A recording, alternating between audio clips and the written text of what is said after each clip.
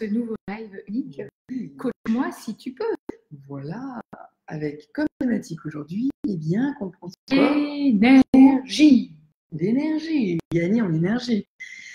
Le corps, l'énergie, c'est quoi en fait la différence Entre le corps et l'énergie, c'est intéressant ça. Déjà, il faut savoir que tout notre corps est énergie. Et puisque tout notre corps est énergie, on l'avait dit un petit peu la dernière fois, c'est la mettre en mouvement, cette énergie. Mais souvent, quand on parle de mise en mouvement, on s'imagine tout de suite qu'on doit aller piquer un sprint. Non, non. Le mouvement, il est interne et externe. Par contre, il y a un truc, j'en sors à l'instant là, il y a un truc qui est génial pour les montées d'énergie, c'est rire. C'est voilà. vrai. Donc, je vous invite à rire le plus souvent possible. Voilà.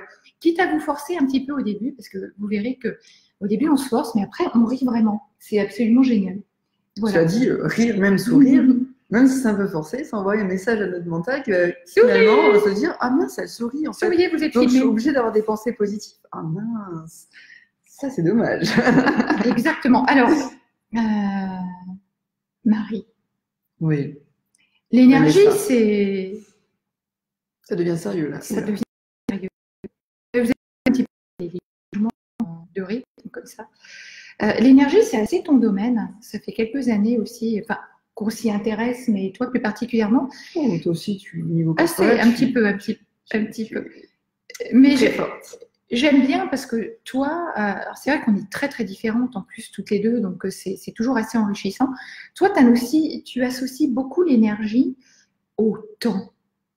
Je sais qu'il y a souvent cette notion qui revient entre l'énergie et le temps. Et j'aimerais bien que tu nous dises, toi, comment tu vois un petit peu ça. En fait. Oui, parce qu'en fait, le temps, c'est une forme de tension. Temps, tension, en fait, c'est assez proche. Et ce qui est très intéressant, c'est qu'en fonction de là où on se place, dans la temporalité, eh bien, on va consommer plus ou moins d'énergie. Alors, ce que ça signifie, c'est simplement, les tensions, c'est tout à fait corporel, hein, ce sont des choses qui sont à l'intérieur de nous. Et donc, plus on est en pression sur le passé, et plus on va dans le passé, et plus en fait une pression se génère, et donc une tension qui va faire que ça va nous consommer d'énergie, et à l'inverse, vers le futur, c'est pareil. C'est-à-dire que quand on est entre passé et futur, en permanence, on est en tension, et donc ça va nous générer forcément beaucoup de consommation énergétique. Alors que, ce qui est très intéressant, c'est que, et ça c'est un peu cette vision occidentale qui nous a appris, c'est quand on est dans l'instant, dans l'ici et le maintenant, eh bien il se passe quelque chose d'assez étrange, c'est que finalement, eh bien, quand on réalise en fait ce qui se passe, est-ce que je suis en vie? Est-ce que je suis bien? Est-ce que finalement je suis en train de mourir ou pas? Ou est-ce que je suis vivante? Non, on est bien vivante là. Je respire de l'air pur. Je suis dans un pays quand même qui, somme toute, bon, il n'est pas parfait, mais en tout cas, j'ai un toit, je peux manger chaque jour. Et en fait, en étant dans l'instant, c'est comme si d'un coup, une tension totale disparaissait. Et quand on est vraiment dans le vécu à l'instant, dans le maintenant, eh bien en fait, il y a une énergie qui se crée, mais c'est comme si d'un coup on avait de l'énergie qui se créait, alors que quand on est dans le passé futur, on est en permanence en tension. Voilà. Donc vraiment la temporalité, c'est une tension corporelle qui est là pour nous révéler qu'on n'est pas assez dans l'instant présent. Voilà en fait. Et donc, cette perception temporelle que l'on peut avoir. Et donc, l'idée, c'est peut-être d'aller réapprendre un petit peu les bases du fonctionnement de notre corps pour arriver à ça. C'est ce qu'on appelle la pleine présence. La pleine présence. Et donc, merci les Occidentaux de nous avoir appris ça. Parce qu'en fait, c'est quoi la pleine présence? Eh bien, c'est... Les Occidentaux, moi j'aurais plutôt orientés. Les orientaux. Oui. J'ai toujours du mal entre l'un et l'autre. Et en fait, ils nous apprennent que c'est dans le maintenant que finalement, on peut arriver à conserver cette énergie au quotidien, cette force qu'on a, et c'est être concentré dans tout ce qu'on fait, être présent à ce qu'on fait. C'est-à-dire qu'on a tellement tendance, vous savez, alors le truc qui est assez banal, c'est je pose mes clés, mais comme je le fais sans conscience, et bien après je me dis, Parce que je où j'ai mis mes clés. Tu vois, le truc qui vient tout le temps. Tu te rappelles, ça me rappelle quelque chose. Ça me rappelle quelque chose. Et aujourd'hui, plus du tout, mais tu te rappelles qu'avant, je cherchais tout le temps mon téléphone. Ton téléphone, je ne savais jamais où je le posais. Ton sac, où est-ce que j'ai posé mon sac. Voilà. En fait, ça, c'est typiquement des choses qui vous rappellent, oh, tu n'es pas dans la présence. Quand tu fais quelque chose, tu ne sais pas ce que tu fais. Donc, en fait, c'est vraiment, eh bien, on considère que ça, c'est des actes extérieurs, mais en fait, c'est la même chose pour notre corps, ce qui se passe à l'intérieur de nous. On oublie complètement d'écouter notre corps. Et comme on ne l'écoute pas, on ne sait pas si ce que l'on mange c'est bien, si on boit assez, si on dort assez. Alors, évidemment, là, on s'en rend compte ce qu'on ne dort pas assez quand on est fatigué, mais quand on arrive à une fatigue qui est déjà trop avancée. Donc voilà, il y a plein de circonstances qui vont faire qu'à un moment donné, on va se rendre compte qu'on est en perte d'énergie quand on n'a plus d'énergie. Alors qu'en fait, il y a des petites astuces au quotidien dans l'alimentation, que ce soit dans des exercices physiques, dans la respiration, dans le sommeil, même des techniques qui vont nous permettre... On va en parler, à travers... On a déterminé justement 4 leviers pour l'énergie qu'on travaille, justement. Là, on vient d'en parler un instant, c'est d'abord les fondamentaux. C'est les fondamentaux. Comment fonctionne notre corps, c'est un petit peu être à son écoute. C'est ça. Qu'est-ce que tu pourrais rajouter il y a l'alimentation. Dans les fondamentaux, il y a aussi l'essence que l'on met dans notre véhicule, entre guillemets. C'est ça. Le carburant. Voilà. En fait. Donc l'alimentation, l'hydratation. Il n'est pas si simple que ça, le carburant, parce qu'il est à la fois dans ce que l'on mange, mais aussi dans l'environnement dans lequel on vit, en fait. Donc, en fait, on appelle ça les 8 éléments. En fait, nous, on a tendance à parler des 4 éléments, donc l'eau, l'air, le feu et la terre. Mais on oublie les 4 autres éléments qui sont la lumière, donc le soleil, qui sont la force gravitationnelle, qui sont la fréquence et qui sont l'intelligence de Dieu. Ces 4 autres éléments, en fait, qui sont fondamentaux à intégrer dans notre quotidien, eh bien, ceux-là, ils étaient méconnus jusqu'à maintenant. En fait, c'est une alliance, en fait, une unification des pensées orientales et occidentales qui ont été réintégrées, et on va vous expliquer, en fait, les bases et les fondamentaux de l'énergétique. Donc, évidemment, l'hydratation en fait partie, parce que c'est quoi l'eau? On est fait à 60-70% d'eau, je ne sais plus exactement le chiffre exact, parce que ça change tout le temps. Peut-être même un peu Donc, plus. Il y en a qui vont dire 90%, peu importe. Ce qui est important, c'est que notre corps est en majorité fait d'eau. Donc, en fait, l'eau est nécessaire pour faire circuler. Voilà. Donc, en fait, on va expliquer tous les fondamentaux, les basiques, à savoir au quotidien, comment est-ce qu'on peut les intégrer. Et ce qui est très intéressant, c'est que si on les intègre tous les jours, eh bien, on va gagner en énergie chaque jour. Au lieu d'en perdre de l'énergie, qu'est-ce qui nous empêcherait d'en gagner? Ah, mais sachant qu'on a toujours l'impression qu'on peut perdre de l'énergie en faisant une activité ou quelque chose, mais ça, c'est complètement faux. C'est qu'au contraire, on peut renforcer notre capital énergétique et faire en sorte qu'il reste toujours à un niveau optimum. Alors, pour parler un petit peu plus de l'alimentation, mais ça c'est vraiment le premier levier qu'on verra. En fait, ça c'est à travers de notre séminaire Vivre, en fait, qu'on va vraiment très très loin dans ces leviers-là. Mais pour vous en dire quelques mots, j'étais très fatiguée pendant des années, j'avais plus d'énergie du tout, et évidemment, à chaque fois, le réconfort c'est et si je prenais un peu de sucre? C'est dramatique. C'est vraiment, en fait, on est fatigué, on n'est pas très bien, on se dit, allez, je vais, pour reprendre un peu d'énergie, on se dit, il me faut un peu de sucre. Donc, des gâteaux, du lait concentré sucré, moi j'adorais ça. Des produits gras aussi. Des produits gras, voilà, gras, sucré. Et on mélange le tout. On a l'impression de se faire plaisir quand on fait ça, mais en fait, ça renforce notre fatigue, notre mal-être, etc. Oui, sur le coup, on se dit, oui, allez, un petit plaisir, ça va te réconforter, ma chérie, ça va te faire du bien. Hein. Et en fait, c'est tout le contraire, quoi. Le gain, il dure, mais je sais pas, quelques minutes, 1 heure peut-être, et après très vite, on redégringole. C'est sur l'instant. Et très vite, notre état de fatigue, il nous rattrape. Et vraiment, moi, le jour où j'ai éliminé, le sucre de ma vie, je suis vraiment devenue une nouvelle personne. C'est difficile à croire tant qu'on ne l'expérimente pas soi-même. Moi, je rencontre des personnes qui sont en burn-out et qui, justement, se disent « Oh, mais de toute façon, j'ai plus que ça dans la vie. » En fait, le sucre, c'est le seul plaisir, les sucreries, etc. Ouais, c'est les seuls plaisirs qui me restent dans la vie. Et du coup, elles s'en gavent. Et en fait, elles ne se rendent pas compte qu'elles vont aller encore plus mal. Comme ça, finalement, elles s'enferment dans leur schéma de mal-être. Bah oui, c'est comme si vous mettiez du gasoil dans une voiture à essence. À un moment donné, plus il y a de gasoil et moins la voiture va définitivement s'arrêter en fait. Donc c'est comme s'il y avait quelque chose qui était dans une forme d'autodestruction qui vous disait mange du sucre, tu vas bien t'auto-détruire comme ça. Enfin, exactement. À un moment donné, il faut comprendre, si vous mettez du gasoil dans une voiture à essence, elle va s'arrêter. Vous allez vous arrêter net en fait, par une maladie, par quoi que ce soit. Enfin, je ne veux pas aller dans le dramatique, mais simplement pour dire qu'on ne peut pas continuer à nourrir mal son corps, en tout cas. Mais comment finalement se rendre compte si c'est bien ou pas bien? C'est ça aussi. Déjà, observez-vous. Tentez l'expérience de justement d'abord, on va pas tout supprimer, mais de réduire vraiment les sucres un maximum et privilégier les miels ou les sucres de canne complets. Déjà, si vous avez besoin un petit peu de sucre au départ, mais déjà, vous réduisez un maximum. Vous ne terminez pas votre repas par du sucré, vous attendez 2 ou 3 heures après, si vous avez vraiment cette envie de manger quelque chose sucré.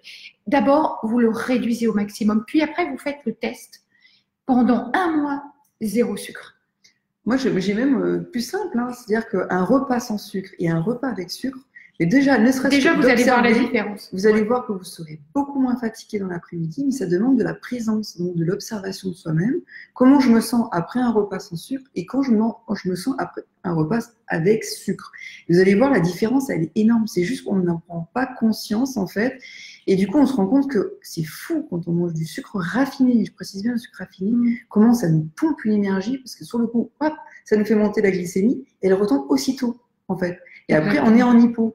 Et quand on est en hypo, on a besoin de remanger en fait pour aller mieux. Et si on ne remange pas, là, plus d'énergie et le moteur s'arrête. Et puis en fait, je crois que le pire dans tout ça, c'est qu'on s'est habitué. Alors, qu'est-ce que j'entends par là? Oui, c'est ça. C'est que je me suis rendu compte que j'étais devenue allergique au gluten, mais il a fallu que ça en atteigne des stades de dingue pour que vraiment je le réalise. Tout ce qu'on fait supporter à notre corps, c'est-à-dire on a des ballonnements, on a mal au ventre, etc. On ne se pose pas la question de savoir si c'est notre alimentation, du tout. C'est tellement plus confortable de l'ignorer en fait. Mais à un moment donné, c'est juste écouter les mots de votre corps, d'où est-ce qu'ils viennent. Après, on associe évidemment douleur corporelle, émotion, énergie, et voilà. Et quand vous savez aussi que l'intestin, par exemple, en fait, c'est notre deuxième cerveau, en fait. Et ça, on ne le sait que trop peu. C'est je ne sais combien de milliards de neurones, les intestins, et on n'en prend pas soin. En fait, notre microbiote, c'est comme si elle n'existait pas. Et ça passe par là. Donc, prenez soin de vos intestins. Voilà. Comment est-ce qu'on nourrit concrètement son intestin de manière à ce qu'on ait le maximum d'énergie au quotidien. Et l'intestin, c'est pas juste l'intestin, ce qu'on ingère. C'est tout un ensemble de systémies qui va vous permettre, en fait, d'avoir de l'énergie. Comme la lumière va fonctionner également, le fait d'être en environnement calme et apaisant. Voilà, il y a tout un ensemble de choses qu'on va voir, que vous allez voir, qui vous paraissent peut-être naturelles, mais qui sont essentielles, en fait, pour gagner en énergie à chaque repas. Et je crois que la première des choses, justement, pour prendre soin de ses intestins et de sa microbiote, c'est vraiment de réduire tout ce qui est sucre et aliments gras, j'ai envie de dire, de moitié au départ, et après, pour vraiment arriver, j'ai envie de dire, à 85-90%, voilà. Parce que c'est comme ça que vous allez prendre soin de votre microbiote. Après, vous pouvez aussi, une fois que vous avez fait ça, et vous sentez qu'il y a vraiment besoin d'un gros nettoyage, alors c'est pas très glamour ce que je vais vous dire, mais il y a l'hydrothérapie du côlon Alors ouais, c'est pas super hein, parce que on nous met un espèce de truc dans les fesses. Oui, oui, ouais. Là, faut mettre son ego de côté parce que quand vous avez une canule dans les fesses, je peux vous dire que votre ego, vous l'oubliez. Mais par contre, ça vous emmène à un énorme réconfort et pour certaines personnes, ça a même réduit considérablement la dépression, rien que d'avoir fait ça. En tout cas, après, les ballottements émotionnels. Oui, tout à fait. Et après, après, on peut compléter par une petite cure de probiotiques, etc. Mais après, il faut vraiment repartir sur des habitudes saines. Parce que si après, vous repartez direct comme vous faisiez avant, bah, l'effet, il va vraiment pas durer très longtemps, quoi. Et quand on fait des nettoyages comme ça du côlon, des intestins, on se rend compte, c'est absolument dingue, que vous avez des aliments en putréfaction qui sont restés coincés depuis des années et des années. Ah ouais, non, mais c'est pas dur là. Mais oui, mais je rentre dans le dur exactement parce que j'ai envie vraiment qu'on prenne conscience de ce qu'on inflige à notre corps en fait. Et moi aujourd'hui, je suis en pleine forme et du coup, j'ai l'énergie. Et j'ai envie de sourire tout le temps. Après, comme je dis, comment savoir si on est en énergie ou pas? Eh bien, c'est très simple. Est-ce que vous êtes en joie? Parce qu'en fait, la joie est censée être l'émotion que l'on est censé vivre au quotidien. Si on ne la vit pas, c'est que, en fait, il y a un certain nombre de choses qui viennent interférer. Et donc, toute la partie énergétique est, on va dire, pour nous, le premier pilier, en tout cas, le premier levier pour véritablement retrouver une émotion de joie. Voilà. Parce que par exemple, quand le gros intestin, il est surchargé, en fait, ça va générer de la dépression, mais également l'ascenseur émotionnel. L'ascenseur émotionnel. Donc c'est vraiment cette notion de si je monte dans les tours en permanence, c'est qu'il y a aussi peut-être quelque chose dans votre ventre, en tout cas dans un de vos organes qui bloque en tout cas et qui va l'amener à vous montrer que ça ne va pas. Écoutez-moi. En fait, l'organe dit ouh, ça va pas, je suis surchargée. Ouh, je suis là, moi. Écoute-moi, tu ne m'écoutes pas. Allô, quoi. Donc, on va, évidemment, qu'est-ce qu'on va faire du coup? On va aller se remettre un petit peu dans ce corps. Qu'est-ce qui se passe dans ce corps? Est-ce que je ressens finalement mes organes? Alors, on les ressent souvent dans des émotions fortes. C'est dommage que ce soit que là qu'on les ressente, en fait. C'est ça. Parce qu'en fait, en permanence, on pourrait aller dans notre corps. Moi, c'est ce que je fais chaque jour.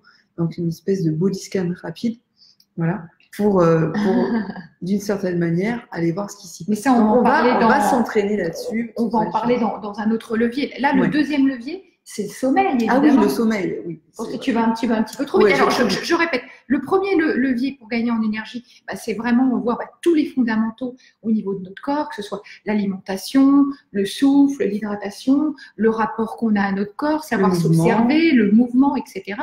Donc, le deuxième levier, c'est le sommeil. C'est le sommeil. Évidemment, parce qu'en fait, le sommeil, on a une espèce de chronobiologie qui est intégrée, d'accord? Il y a une glande là qui s'occupe de gérer en fait tout notre système de action endormissement en fait. Et donc c'est très important de savoir comment ça fonctionne en fait le sommeil pour pouvoir mettre en place des habitudes quotidiennes qui vont nous permettre de le favoriser. Alors quand on est en phase par exemple de ralentissement ou de perte d'énergie, on peut mettre des actions en place assez faciles et rapides qui vont permettre très rapidement de récupérer sur ce processus, puisque le sommeil, c'est quoi? C'est un système de régénération naturelle du corps et il est là normalement pour nous régénérer. Si on se lève le matin fatigué, c'est qu'en fait, le corps n'arrive plus à se régénérer. Pourquoi? Parce qu'il y a des têtes de sommeil, il y a tout un ensemble de choses qui vont venir se répercuter, y compris peut-être aussi quelque chose de mental. Mais en tout cas, voilà. Comment est-ce que fonctionne réellement le sommeil? Comment est-ce qu'on peut nous-mêmes, avec notre propre fonctionnement, créer des habitudes saines pour nous? Parce qu'on est tous uniques, on ne peut pas fonctionner pareil, on ne peut pas utiliser un système pareil que tout le monde, en fait, finalement. Ouais, on a tous notre propre fonctionnement. Et c'est très important de le découvrir. Là, encore une fois, c'est vraiment de s'observer, d'être à l'écoute de son corps, d'être vraiment dans l'instant présent, dans la pleine présence. Et je sais que moi, là, encore une fois, c'est pareil. Moi, à l'alimentation, le sommeil, c'était juste une horreur. Je devais dormir, pendant des années, j'ai dû dormir 4 heures par nuit. Je sais pas si vous voyez, je sais même pas comment j'ai fait, mais je l'ai fait. Pour tenir debout. Je l'ai fait. Je pense que naturellement, j'ai peut-être pas forcément besoin de beaucoup de sommeil, encore que je l'ai vraiment accumulé, cette dette de sommeil, hein. Ce qui me provoquait aussi, moi, des débordements émotionnels assez costauds, je dois le dire. Et puis, surtout, on ne s'écoute pas, en fait. Moi, des fois, j'avais envie de dormir à 21h, mais je me dis, oh, quand même, je ne vais pas me coucher aussitôt. Donc, on continue. En fait, on lutte contre. C'est ça, on lutte, on se dit, bah non, je ne vais pas m'endormir maintenant, etc. Je vais encore faire des choses. Et puis, donc, c'est pas confortable, quoi. Et donc, au moment où, du coup, on va se coucher, bah, on n'a plus du tout envie de dormir. Et oui, on dépasse le cap du sommeil. Ouais. Voilà, on a, je sais plus, on a des cycles qui reviennent toutes les. Oui, sans compter les cycles des saisons qui viennent aussi interférer. C'est-à-dire que l'été, on a moins besoin de sommeil. Pourquoi? Parce qu'il y a plus de lumière. Et l'hiver, il y a moins besoin de sommeil. Donc, s'autoriser à dormir peut-être un peu plus l'hiver, un peu moins l'été, finalement, puisque est-ce qu'on en a véritablement besoin? En fait, c'est respecter son biorhythme, respecter sa chronobiologie, son propre cerveau, hein, comment est-ce qu'il fonctionne, pour pouvoir finalement recréer des habitudes saines pour nous. C'est pareil. Ça, c'est quelque chose, toi, que tu proposes la chronobiologie. C'est tout à fait c'est tout à fait passionnant et intéressant pour savoir quels sont nos niveaux d'efficacité, à quelle heure on est le plus efficace, à quelle heure finalement c'est mieux de se coucher, de se lever. Voilà, en fait, on va revoir un petit peu tout ça et puis après, chacun prendra ce qu'il a à apprendre, mais en tout cas, c'est super passionnant. Exactement. Et du coup, le troisième volet, le troisième levier pour regagner en énergie, on l'a dit en fait, hein, oui. Déjà, c'est la présence au corps. C'est trop vite. C'est la présence au corps. Alors, si tu peux nous résumer à nouveau en quelques mots. En fait, alors là, on va utiliser des techniques de pleine présence, en fait, puisque la pleine présence, c'est quoi? C'est en fait… Pleine présence ou pleine conscience? Pleine conscience, oui, ça a été repris. Mais c'est simplement pour dire que hop, je prends conscience qu'il se passe des choses dans mon corps, qu'il y a un mouvement dans mon corps, prendre conscience que j'ai des tensions dans mon corps aussi, et que, en fait, peut-être en me connectant à ce corps qui est en tension, eh bien, qu'est-ce qui m'empêche finalement de lui dire, tu vois, là, je sens que tu es un petit peu tendu, peut-être que tu pourrais peut-être un petit peu te détendre, et petit à petit, on va, par notre propre pensée et par notre propre mental, être en capacité d'action sur notre corps, et petit à petit de se dire, ah, et si je me détendais, et si je faisais ça au quotidien, et la méditation, c'est vraiment, on va réapprendre la méditation autrement. En fait, la méditation, c'est pas juste rester assis et ne faire que réduire les pensées, ça a aussi notre intérêt, c'est d'être dans la présence à son corps et finalement de relâcher petit à petit les tensions avec la respiration et d'autres techniques. Oui, il y a aussi des tapping, body scan, vraiment des techniques psychocorporelles énergétiques pour se reconnecter à son corps et effectivement par du tapping à un moment donné, ben voilà, là je me suis tapoté des points sur le corps, comment je me sens après, etc. Qu'est-ce que ça provoque en moi? Et en fait c'est ça en fait, c'est vraiment mais mon corps il existe, il a des sensations, j'en prends conscience, mais vraiment. Avec les marches aussi qu'on fait, les marches connectées. Et pour rebondir un petit peu ce que tu disais sur la méditation, c'est vrai quand on pense méditation, au début, en tout cas quand on ne connaît pas, on a toujours la sensation de quelque chose d'assez inactif, d'assez inerte. Sauf que c'est pas du tout ça. Alors évidemment, au début, on a besoin d'être dans la redécouverte de son corps, de ce qu'il est. Donc, on travaille effectivement à réduire le flot de pensée. Mais comme j'aime à le dire, on ne peut pas ne pas communiquer comme on ne peut pas ne pas avoir de pensée. Donc, évidemment, on va avoir des pensées, mais on va les laisser justement ces pensées, on va les laisser passer. Elles viennent. Puis, on va se reconnecter à sa respiration. Et après, ça, c'est le premier niveau. Mais après, une méditation sans intention, vous n'irez pas très loin. Vraiment, le deuxième volet, c'est avoir des intentions pour sa méditation. Exactement, la méditation, c'est pas juste méditer pour méditer. C'est très actif. En fait, il y a quelque chose de très puissant dans la méditation que souvent on oublie. Et le principe, c'est qu'on vous connecte à ça pour que vous compreniez l'intérêt chaque jour de méditer. Exactement, c'est ça.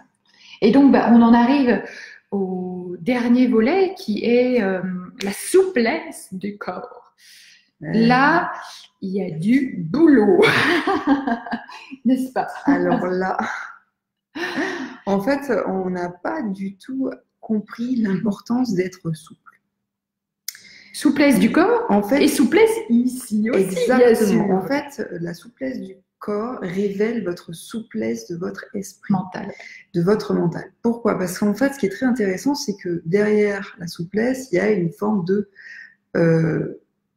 tension. En fait, c'est-à-dire que quelqu'un qui est souple, c'est quelqu'un qui a peu de tension dans le corps. Quelqu'un qui n'est pas souple, c'est quelqu'un qui est verrouillé et qui a des tensions partout. Et ce qui est très intéressant, c'est que dans ces tensions, il y a souvent des émotions qui sont associées. Donc, plus on va détendre le corps, plus on va l'étirer. Et c'est pour ça que le yoga, le qigong, la sophrologie, énormément de méthodes, le pilate, utilisent à la fois le renforcement musculaire, mais également la souplesse du corps, parce qu'en fait, ça permet de faire circuler les énergies. Sinon, si on est en tension et si on est verrouillé, en fait, ça empêche les flux énergétiques, en fait, et donc le mouvement du corps de se réaliser. Et donc, du coup, qu'est-ce qui se passe? Eh bien, c'est pareil. Plus on est verrouillé, plus on bloque son énergie, et donc on n'arrive pas à être pleinement, en fait, en forme. Voilà. Donc, en fait, la souplesse fait partie aussi, en fait, de ce levier de l'énergie. Mais rassurez-vous, il y a des exercices très simples à mettre en place quotidiennement. Ouais, on a vraiment envie de vous apporter des clés simples, faciles, concises à mettre en place. Mais par contre, il faut être vraiment dans l'expérimentation parce qu'on ne peut pas apprendre le yoga en théorie non plus. Il faut le vivre. C'est ça. La méditation, c'est pareil. Faut la vivre et quand on la vit aussi en groupe, en immersion, ça amène aussi une autre dimension. Complètement. Voilà.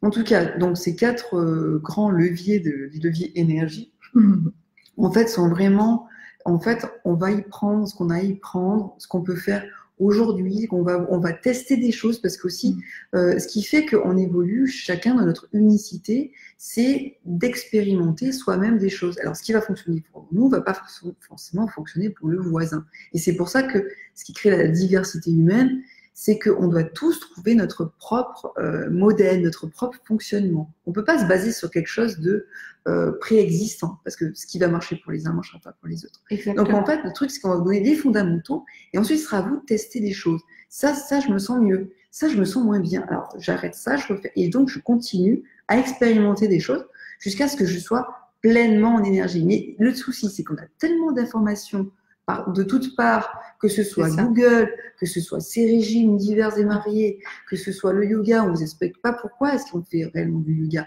La méditation, on ne vous explique pas le fondement de la méditation. Voilà. Donc en fait, les pourquoi, les fondamentaux, tout ça, on va les voir. Et ensuite, vous allez prendre ce qui vous paraît le plus juste pour vous et l'appliquer au quotidien. Nous, on va vous faire vivre une aventure d'expérience. On va vous faire tester plein de trucs. Ouais. Et c'est vraiment le fruit de 15 ans d'expérience. En fait, vraiment, ce séminaire Vivre qu'on a créé, c'est vraiment le résultat d'une multitude d'expériences vécues, quoi. On ne s'est pas basé sur de la théorie, on s'est vraiment basé sur des choses qu'on a vécues. Voilà. En fait, on a voulu unifier tout un ensemble de connaissances de par le monde, en fait, parce que toi, tu as quand même pas mal de connaissances au niveau corporel, version orientale. Moi, j'ai quand même beaucoup de connaissances alimentation, ici, les plantes naturopathiques et tout ça. Donc, j'ai un gros panel de connaissances. Et en fait, on a réunifié tout ça à deux et donc cumulé au coaching. Et donc, on va vous donner des choses qui sont d'une puissance inouïe, quoi. C'est vrai que je parle souvent, moi, de mon métier de coach, de la prise de parole en public aussi, mais faut savoir que c'est vrai, j'en parle pas, mais j'ai une autre casquette aussi. Je suis praticienne en shiatsu et je suis diplômée de la Fédération française de shiatsu. Donc, l'énergétique, c'est quelque chose auquel je touche depuis très longtemps. Je connais bien les méridiens d'acupuncture, j'ai été aussi formée à l'Ayurveda, donc vraiment ces deux médecines-là, j'ai envie de dire la médecine ayurvédique, la médecine chinoise sont vraiment des médecines qui me passionnent et c'est pour ça aussi que j'ai toujours voulu réunifier le corps et l'esprit parce que pour moi l'un ne va pas sans l'autre et quand je parle de corps-esprit évidemment on y rajoute toujours le cœur aussi, voilà, d'où nos accompagnements corps-cœur-esprit. Exactement. Voilà. Merci ma chère Vanessa. Mais de rien, ma chère Marie. Écoutez, on vous remercie. Et merci à vous de nous avoir suivis. On espère vous avoir donné quelques clés, en tout cas, de recherche ou autres. Et puis, voilà. comme d'habitude, si vous avez des questions, des interrogations, chez Unique, on est toujours disponible. Donc, soit vous prenez une session stratégique avec nous, vous nous écrivez un petit commentaire, un mail, on répondra à toutes vos questions. Et puis, on vous retrouve jeudi prochain. À jeudi prochain. Pour la suite, non? Bah oui. Ah, ok. En fait, il y a toujours une suite dans la vie. C'est ça qui est génial. Ça ne s'arrête jamais, même après. À très vite. Merci. À très vite. Merci.